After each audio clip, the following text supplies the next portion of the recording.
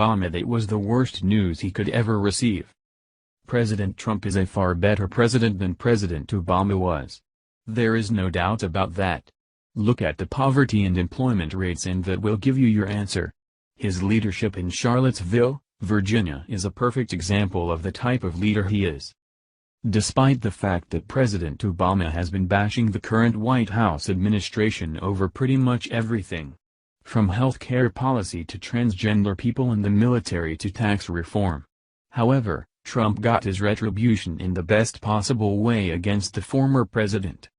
On August 4, less than 10 days ago, a polling website on Twitter asked followers who they thought was the better president, President Obama or President Trump. Clearly, they started out on the wrong foot because the question was a flagrant attempt to garner support for the former president given the fact they asked on his birthday and added the hashtag #ObamaDay. But the results spoke for themselves. 61% voted for President Trump and 31% voted for President Obama. Even President Trump retweeted it, and it is one of the first searches when searching for the hashtag #ObamaDay on Twitter. How is that for some good karma? Liberal mainstream elites don't want to admit that fact though. The Daily Century reported the following. This comes after Freedom Daily reported that Illinois Governor Bruce Rauner signed Senate Bill 55 this week, making Obama's birthday a holiday in his state.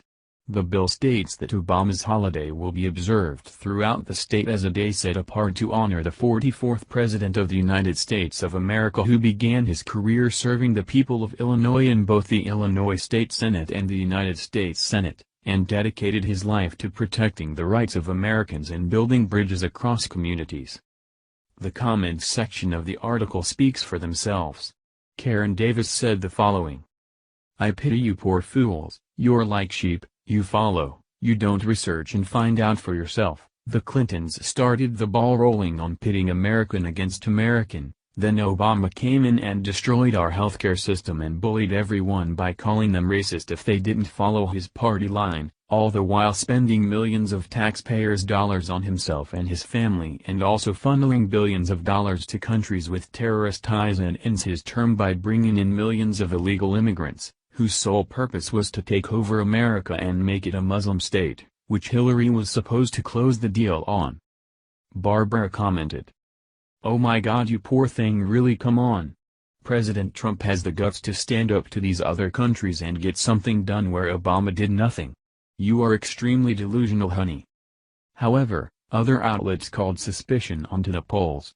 When it initially came out, Bustle wrote a similar article stating, the account from which the tweet came is Progress Polls, which has also asked users questions such as, do you think it was insensitive of CNN's Ed Acosta to insinuate that only British and Australian people speak English to Stephen Miller? And do you think the wage gap for women is real?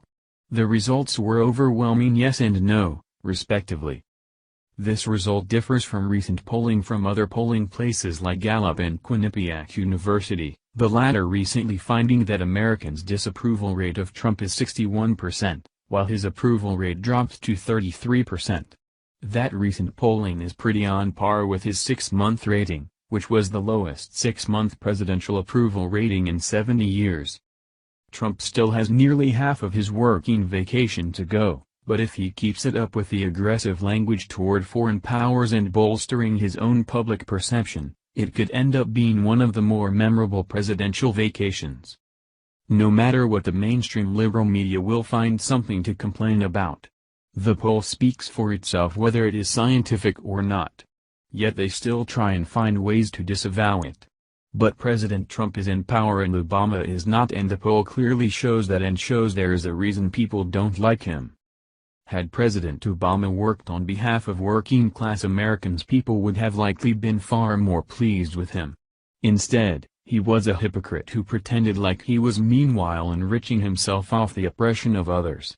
While President Trump has been willing to pick up that slack, working with veterans, military officials, truckers, union guys, the people who symbolize middle-class America, those whom are often forgotten but always there quietly unseen behind the shadows.